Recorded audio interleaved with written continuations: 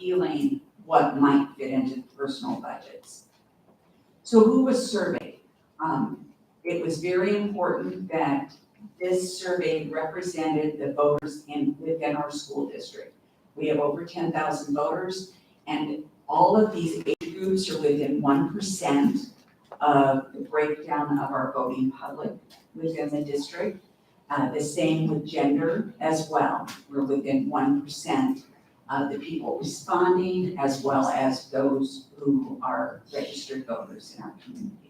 So that was the information we were able to pull from the survey. And so any questions that I can answer for you on that? Okay, Dr. Hoagie, I just have a couple on the question construction. Should we have a don't know option on any of these items? Or, and I'm thinking for a question like positive and welcoming environment, if you happen to be a patron who hasn't been in one of our schools because you do not have school-aged children, were there opportunities to opt out of those questions? Just curious around that.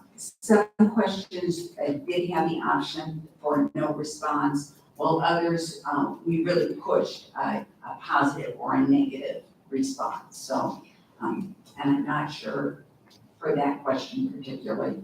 I don't have that right.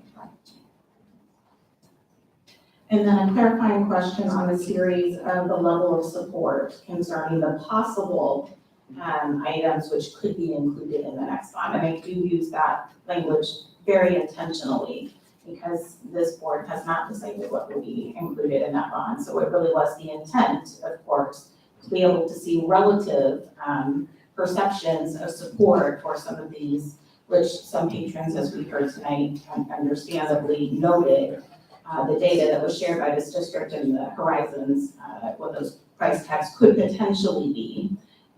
So I think that's important. So there is some variance in these, but I wanted to clarify if the questions were asked uniquely of each item. Rather, it wasn't sort of a multi-select, select two of these that you would support. If they did rate them individually, is that right? That is correct. Each individual item, softball and baseball fields were asked separately as a question. Would you support tennis courts? Was asked individually. Yes. Thank you for that. And then one more methodological question. Thank you for the first slide and summarizing the firm's methods.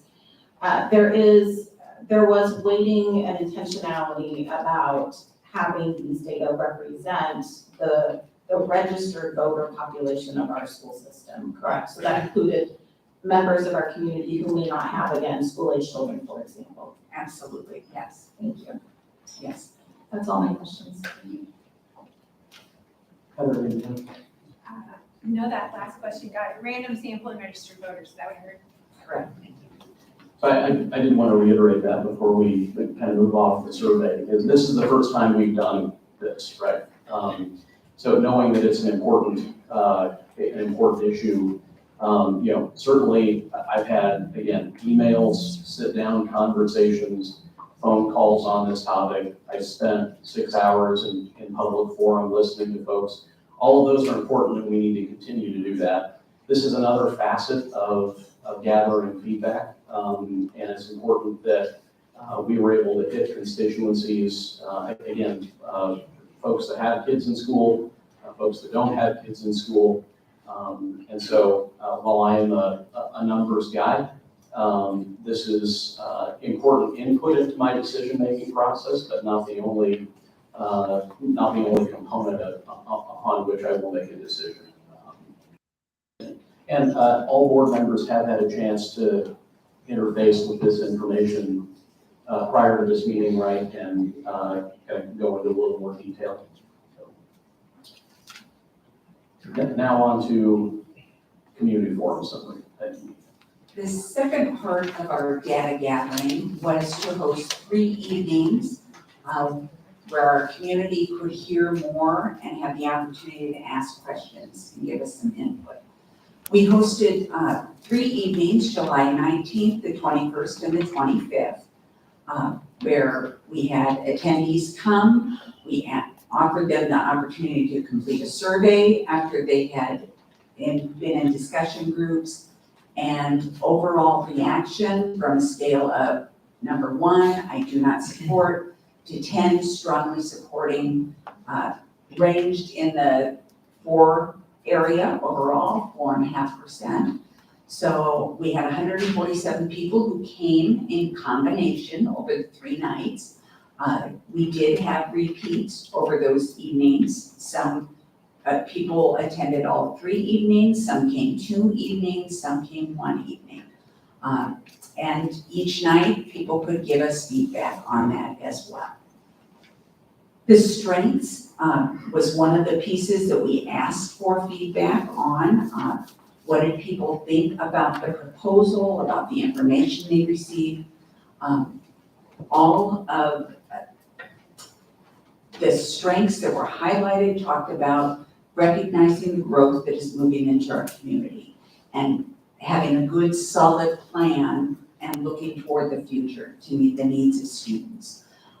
It's important to plan, find land, to do what we need to do to be up to date in our equipment and taking care of our buildings. Lots of people liked the vocational courses in classrooms, as that was talked about.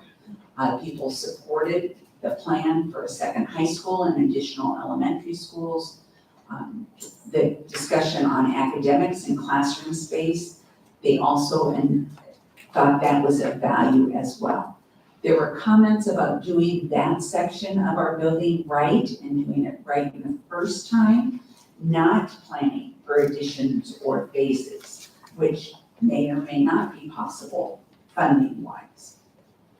Concerns that people voiced, rather than, we spent a lot of time talking about the location of the building as a concern for our community, whether it was because of traffic and roads or versus whether it was the location at 132nd and Rainbow. Cost, of course, too much money, what can we do for less? It's too much of a tax increase. Sports facilities, there was too much emphasis on those pieces. We thought it was important to list those different things so that we could get a flavor from the community on which of those things are most important, because they are costly things as we build a facility. So, and that was a concern for our community as well. Other concerns was upgrades for facilities. There was concerns that we did not include any security in the list of things that we shared at the current time as we were listing areas out. There was a concern about we need additional classrooms in our elementary schools. Many of our buildings now are not able to utilize our music classroom or our art classroom as we slow roll adding another building so that we can save some money. So we use all our classrooms and make those regular classrooms rather than an art classroom or a music classroom. Other things we talked about were concerns about upgrades and replacements and getting those budgeted for. And there was suggestions that we update older facilities to match our newer schools. There were concerns about pushing the growth east. Some people thought that the location was too far east. The location of the 6th elementary is too far east as well, or too close to Heritage. Communication and feedback opportunities, need new ways to communicate and can't only rely on our website. So, and the fact that the survey didn't go to everybody, and scientifically it was intended not to go to everybody. So that we could get that true scientific distribution across all groups in our community. We asked people what they thought about those evenings. It's the first time we tried something like that, to host a public forum where we could share information and then break into small groups so that we could hear every single voice in the room, not just the loudest or the people who are the most knowledgeable. it really was designed so that we would have small groups of 10 or less in a room so that we could hear each voice. Overall, the rating for the format that we used was pretty good. Around 7 was our average for the 3 nights.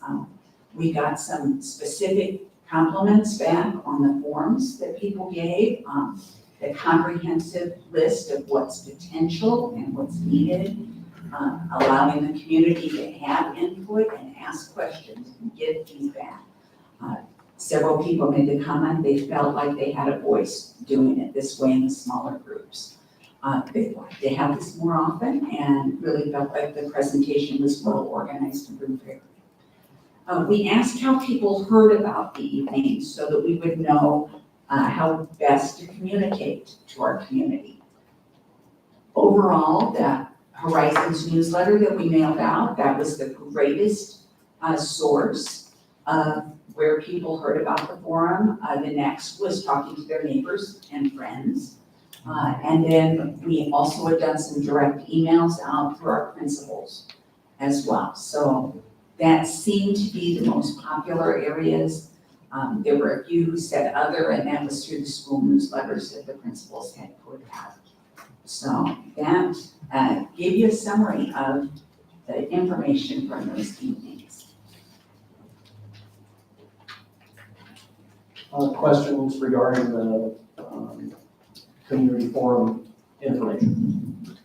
I would just add thank you to the administration for coordinating those. I think that was a really important opportunity for us to get feedback from folks, and we want to continue to do that. And there's going to be people that couldn't come to those, right? And so we really encourage those people to email us, telephone us, get in hold of somebody, but we still want to hear from folks. And so obviously that wasn't a representation of everyone in the community. So we're trying to do different methods, right? The survey, the text message, the in-person, and everybody communicates in a different way.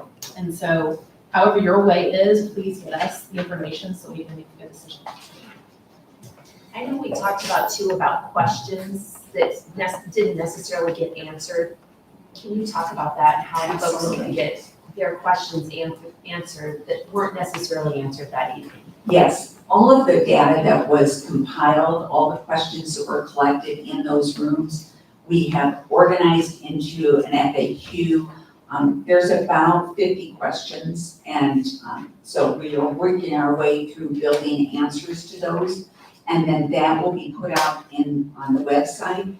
Anybody who filled out a card and left us an email address, or we had a QR code that they could scan and request the responses to those, and so those we will send directly to anybody who left us an email address. Maybe harder version of that question, approximate timeline you would expect that to be accomplished in? But we hope within the next week that we can target that information. Thank you.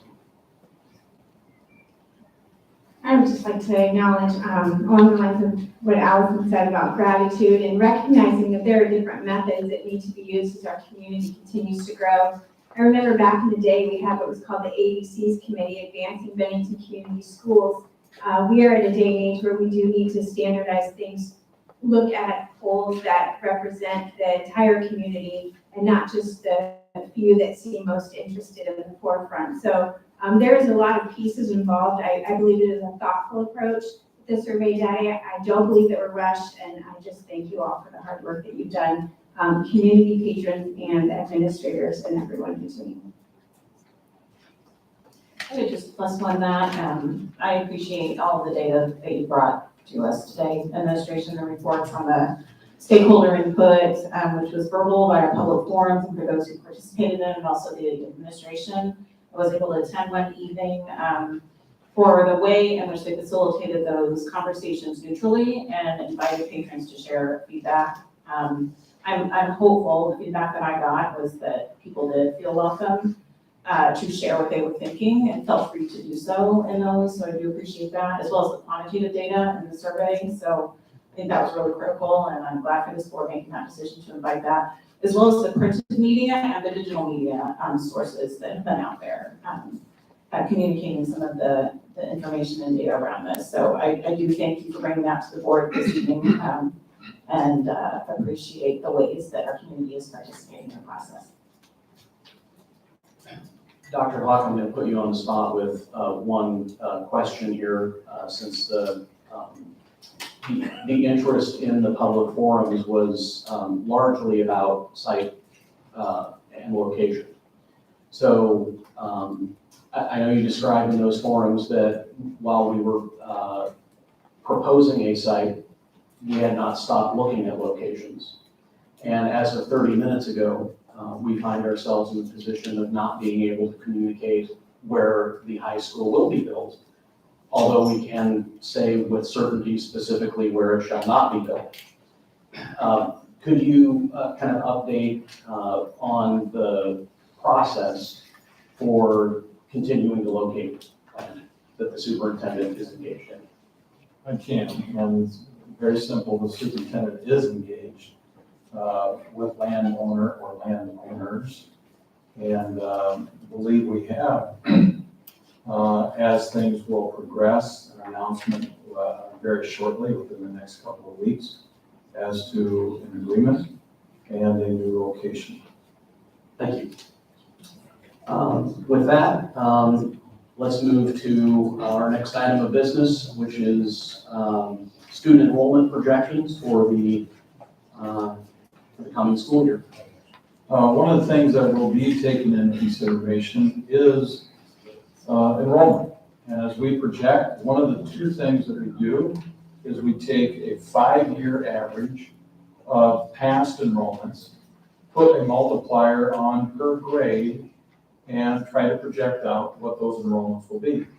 For the most part, that has worked for the district very well. We're plus or minus, 3 to 5%. This year, we added some additional data from a company out of Kansas City that does a look at demographics.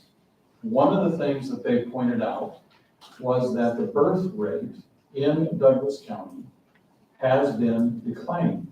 Now you have to take that into consideration with the increase in homes that Bennington Public Schools has seen. For example, Bennington Public Schools has seen an increase in homes over the last 5 years that has averaged approximately 370 new homes. Not every one of those has a kindergarten student. Not every one of those does not. So you have to take those things into factor. But what you're going to see in this column right here, the actual and the difference. So we projected 356 kindergarten students. As of today, we have 325. That is a difference of 31 students. If we go down the chart, we'll see a +9, a -9, so on and so forth, all the way through until you get right down here, where you see a -32. So if we take a look at our 13 grade levels in the district, the 5-year average has come very close to determining what that projection is for this year, minus kindergarten. Now, as you start to look at kindergarten and you use projections going forward, well, that moves through the spreadsheet or articulates down as well. So we have what we call our stoplight, if you will. This was something that Mr. Byers has ownership to many years ago. And you can see all 5 elementaries are put together, both middle schools are put together, and the high school. Green is less than 90%.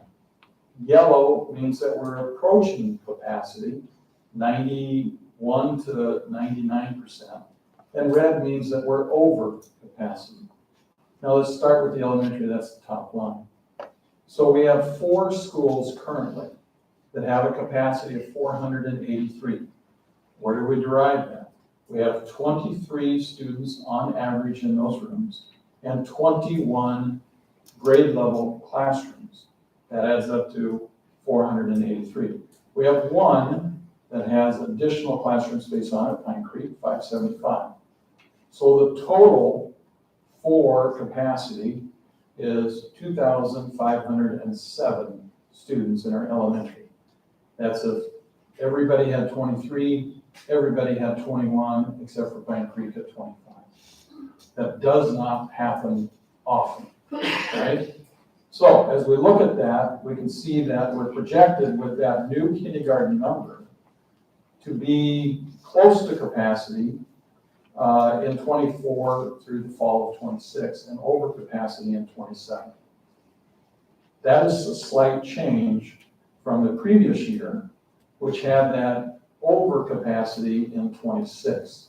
So a smaller kindergarten class, as it moves through, that does change the numbers moving forward. Middle school has stayed approximately the same, and the high school has stayed approximately the same. With a smaller kindergarten class, it's going to take at least 9 years for that to move into a high school. So the 5-year average has held true for over a decade. And what we see is that number growing as the housing continues to grow in our community. So again, what was publicized is still current truth, that we have 5th, 6th, 7th, and 8th. In 4 years, they will be the high school, 9 through 12. And at that grade level, we have between 1,200 and 1,250 students today without any growth.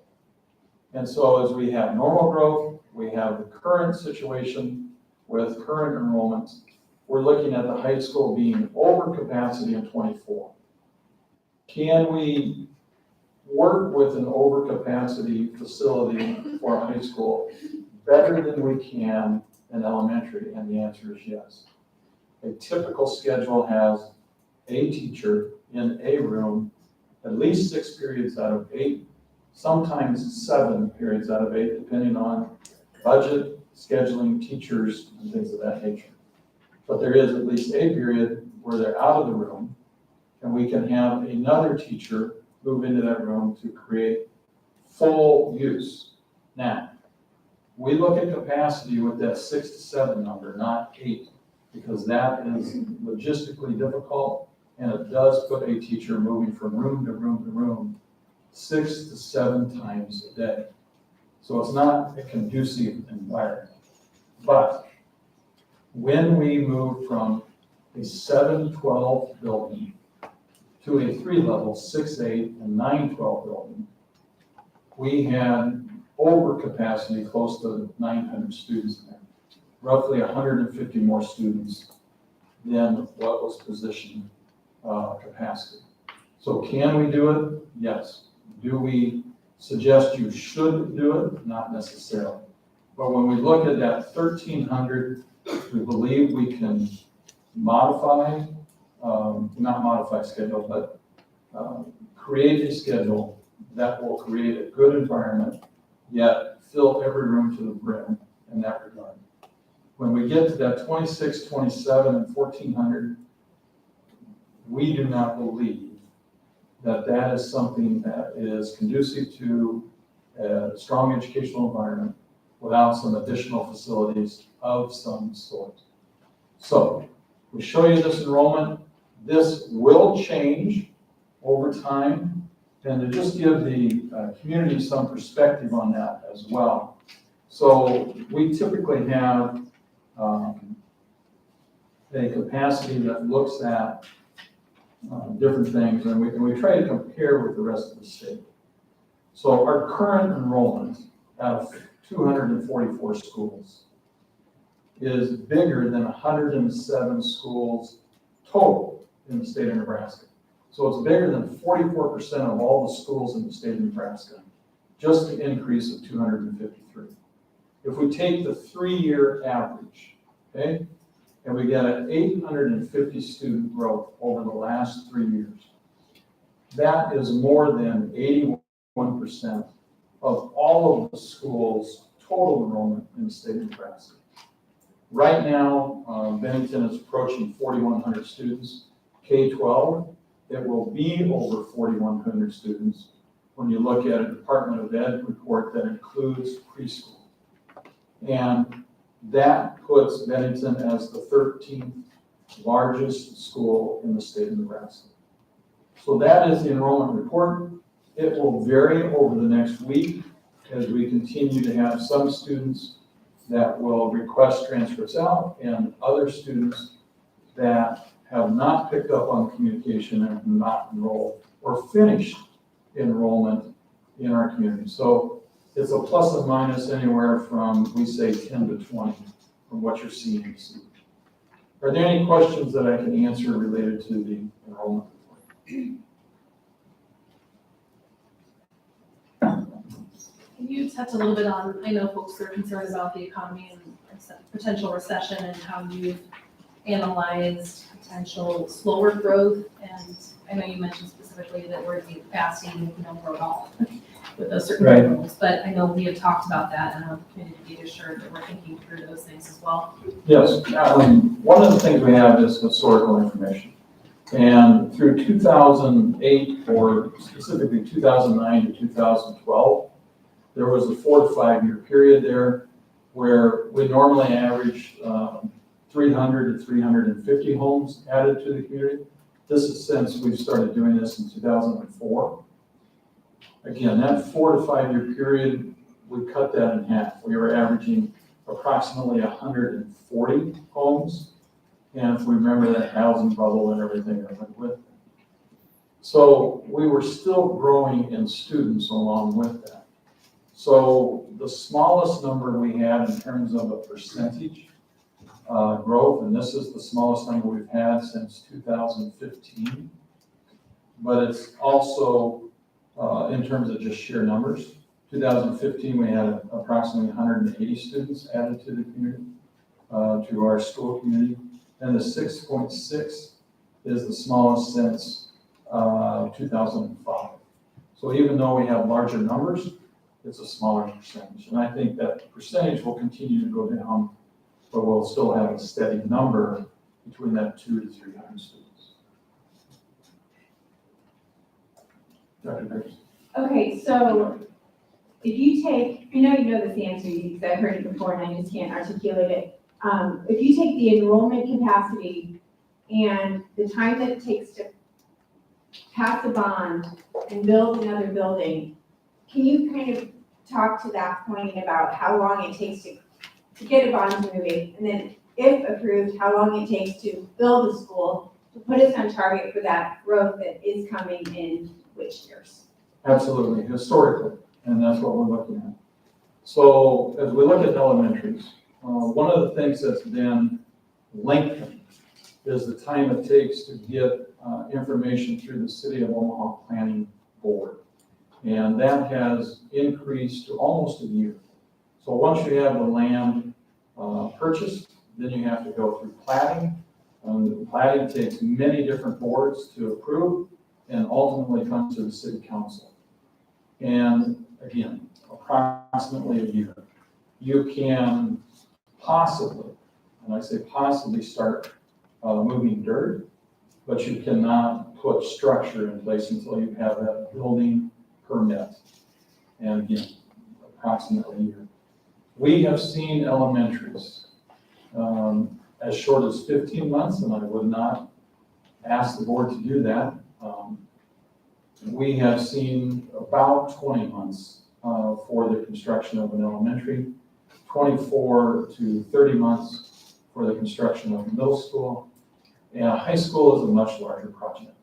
So therefore, 30 to 36 months for the structure of a high school, which puts you, if you do planning, platting, building permit, and construction for a high school about 4 years out.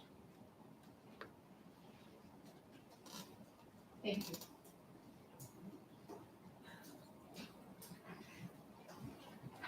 Other questions on enrollment? Thank you, Dr. Hawk. Next, we'll move to consideration of the transportation contract. Dr. Hawk, could you please describe this? To ask? Yes, Thank you. issue.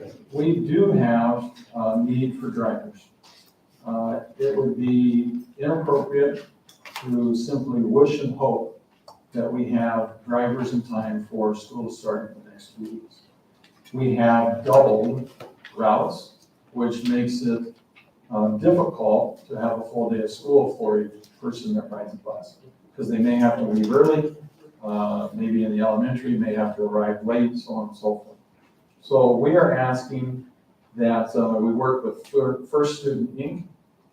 They are the same company that works with other communities, other school districts in our metro area, and that they provide us drivers. We would provide the equipment, obviously the bus, the fuel, everything that goes with us. But we're simply looking for those drivers. Our transportation, as Mr. Edens has outlined, currently when written, this was about 670. As you heard from Mr. Edens, that number has gone up already. And we historically have anywhere from 20 to 24% of our populace ride a bus. Given that, we're looking at 14, maybe 15 routes, and we're in need of more drivers. This contract provides us drivers. Keep in mind, the total would be roughly about $60 an hour for the contract as opposed to what we're paying. But ridership is important. Transportation, getting kids to school is there. We do have a 30-day notification and release. As we continue to get drivers, we can work with the company provided we provide them 30 days notice. So that is our plan at this point in time, to provide transportation for the community. At the same time, there is a cost in doing so. So we have a contract before.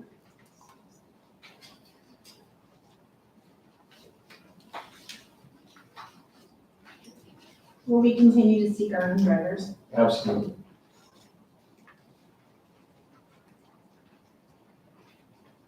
And move to authorize the superintendent to enter into an agreement with First Student Inc. for contracted transportation personnel as presented. Thank you, Valerie. Is there a second? I'll second. Thank you, Allison. Questions or discussion? I would just note the significant cost per hour for the drivers and the fact that we have not reviewed the cost per student in the number of years to utilize the busing service. And so I just want to make it clear to families that are trying to budget and think through that is probably coming just given the costs that are involved. What we do charge per student barely covers the cost of the personnel, and as we all know, personnel costs are increasing. And so I just don't want to spring that on folks coming up, not this school year, but in the future, we make a decision on that. I appreciate the administration getting us some data on that and how we compare to other districts and make sure we're being fair. So how much did you say we're gonna pay them per hour, just the driver, correct? Roughly, a little bit under, but yes. So they're attracting from a different area in the metro. So location, we should drive that driver out to our location and then drive them back. I guess I asked the question only because we've lost many drivers, because I don't feel we're paying them enough. And there's a reason we're losing them. We did give them a raise, I know we did, and that's great, but they're getting bigger raises. There's something we have to look at to make sure we're keeping these people. It's not happening tonight, it's just my discussion, my views, but we gotta take care of these people, I think. We can't, that's a lot of money to pay people not to drive our kids around when we're losing them. My comments. I agree that we have looked closely at paying our drivers and giving raises over the past couple of years, and have invested that time and attention in listening to our drivers. I don't think any of us like this idea of having to set up a contract service. Realistically, it's hard to find employees in most industries, and transportation is a big one of them because of the required certifications that are needed for such drivers. I think we're stuck here, and I don't like it, but I'll agree to it. A couple of questions about the contract itself. So their driver, our buses, in terms of procedure, policy, I know we use certain systems for safety and route management. Wanted to be clear that those drivers are participating and adhering to all of those systems, procedures, policies for the Bennington district. That's correct, they're only the Bennington guy in that regard. And then if you have a driver, I understand that if we were to hire drivers and wanted to terminate the contract or reduce the number of drivers on the contract, there's a mechanism to do that. If we are dissatisfied with the performance of a contract driver, what are our steps to address that? Again, we work with the first student, and just like any other personnel issue, we would make modifications. Thank you. They are background checked also. Correct. Through Bennington? No, through We're first taking their student. word for it. There is a contract that they have to apply. Can So, we look into that at all? Can we possibly? yes, we can. I mean, We can ask for, feel a lot better about it, I guess. we can ask for verification. Is there any other discussion on this topic? I would say, just to let the public know of what my thoughts are on this, is I'm very concerned about paying $60 an hour to somebody that we're not even remotely giving that kind of money to for our bus drivers. But I'm not gonna leave our kids hanging. I'm not gonna leave them standing on the sidewalk when we don't have buses to deliver you. I don't feel I have much of a choice on this right now, because we're a week away. But that's a lot of money, and I know the public's gonna obviously see that, hear that, everything. I'm just not gonna leave our kids parked on the side of the road, not into school. I think you're in agreement with all of us, Tim, that none of us want that, but we're faced with the realities here. And to Tim's point, have we had that feedback that bus drivers aren't happy and are? But keep in mind that the driver's not getting $60, okay? The company is getting that. But it's still the feel, because that is the only person we're getting. I'm not saying they are getting. Understood. Yep. If there is no further discussion, Jody, please call the roll. Kara? Yes. Heather? Yes. Mark? Yes, Allison? Yes. Tim? Yes, Valerie? Yes. motion carries. Last item for discussion tonight is preview of the 2022-23 budget. What you have is really, we can go down here, we're looking at approximately a $48 million budget. And this is above and beyond the previous year's budget by about 13, as you can see at the very end over here, 13.68%. Now, 13% is a lot, right? But keep in mind that we're not extending beyond the revenue that we have. So if given 3 bits of information, assessed valuation growth, and it was pointed out that assessed valuation has increased, but so has the number of students that we're serving. So if we take into account inflation, we take into account the growth of 6 to 7%, and we take into account that we're opening 2 new buildings. So inflation anywhere from 7 to 8%, 6% growth, 13%, opening 2 buildings. Again, as we've demonstrated over the years, with growth and growth in budget, we still fall behind inflation as we continue to grow. One of the numbers that we can look at is the cost per pupil. So about a decade ago, we were simply about $1,000 below cost per pupil average in the state of Nebraska. In the last year, through our AFR, annual financial report, we were $3,000, almost $3,500 below the average. We have been the lowest per pupil cost in the state of Nebraska for the last 7 to 8 years. And so even though these are big percentage increases.